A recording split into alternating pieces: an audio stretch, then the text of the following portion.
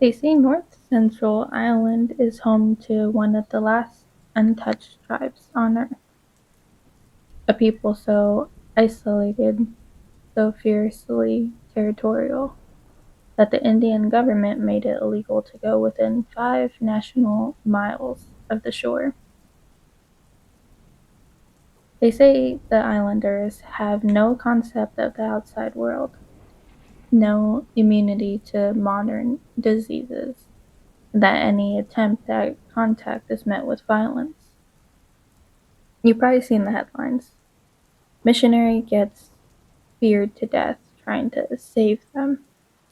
Indian Coast Guard helicopters pelleted with arrows when they flew too low. A violent Stone Age tribe frozen in time. That's the story. I don't think there's anyone left on that island. At least no one human. I've been flying for nearly 9 years. Bounced around from corporate charters to small-time cargo gigs, mostly over the Indian Ocean and the South Pacific. Lately, I've been working with a private logist outfit that contracts odd deliveries between remote islands. Not illegal, but not exactly above board either. They pay well, they don't ask questions, and they like discretion.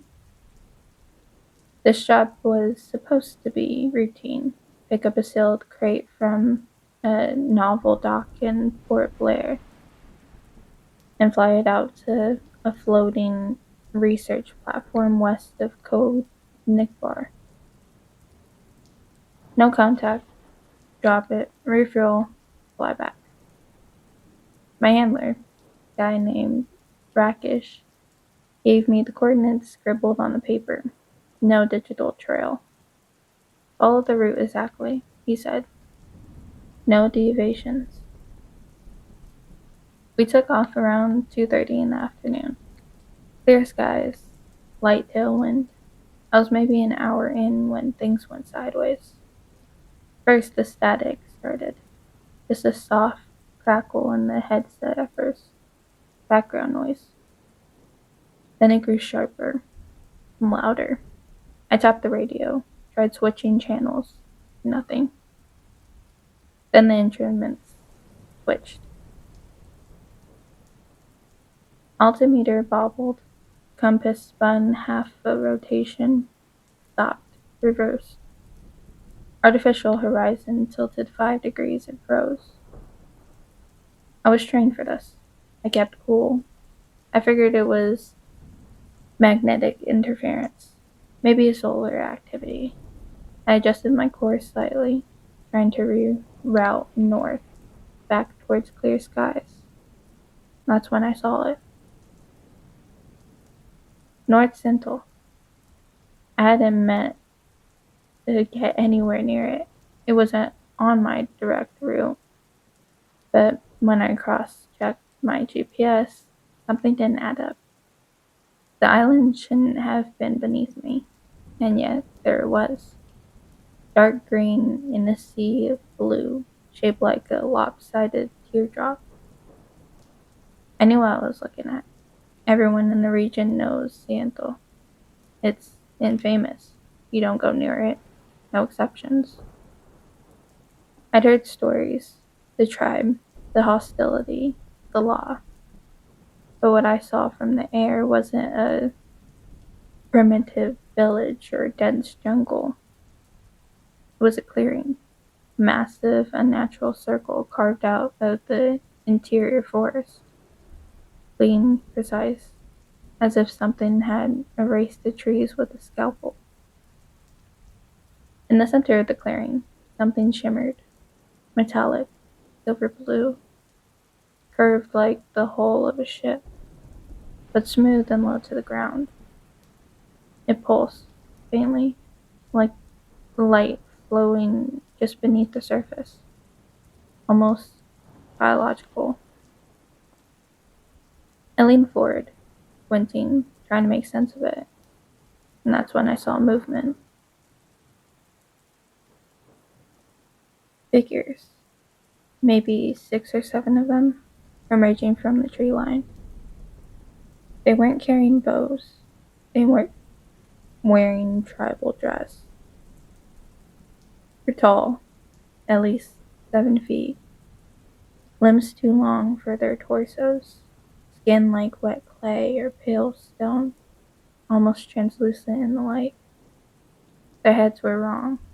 No visible faces, just smooth ovals with ridges where eyes should be. And every single one of them turned their heads upward at the same time. Not like they heard the plane, like they felt me watching. My cockpit went dark. The entire console, lights, dials, controls, just blinked out. The engine didn't sputter. It cut. Dead silence. The plane dropped like a stone. I had about 10 seconds of pure stomach-clenching free fall.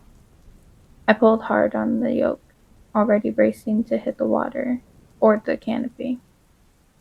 But just as quickly as it had died, everything roared back to life. Instruments lit up, engine kicked in, altitude stabilized. I glanced back towards the island, but the clearing was gone. No, not gone. Hidden. A thin wall of clouds had coiled in out of nowhere, swallowing the whole thing like a curtain closing. The ocean below sparkled like nothing had happened. No sign of interference. Radio came back on like someone flipped the switch. Bravo 9, confirm position. Ground control said, cheerful as ever. I gave them the coordinates. They told me I was off course. Advised I stick to the assigned flight path. I didn't argue. I completed the drop, landed, didn't speak a word of what I saw. But someone knew. There was a black SUV waiting by the hangar when I got back to Port Blair. No plates, 2 men inside, both in civilian clothes that were too clean, too crisp. One stepped out. They even introduced himself. Just said, you flew over the exclusive zone. I opened my mouth to deny it, but he raised a hand. Don't lie, we had the transponder locked. Then he held up a small USB drive. We erased it. You're going to forget about what you saw. You were tired. The storm messed with your instruments. The island was covered in clouds. You didn't see anything. Understood? I nodded. He smiled like I was a good dog. Smart. Go home, get some sleep. I haven't since.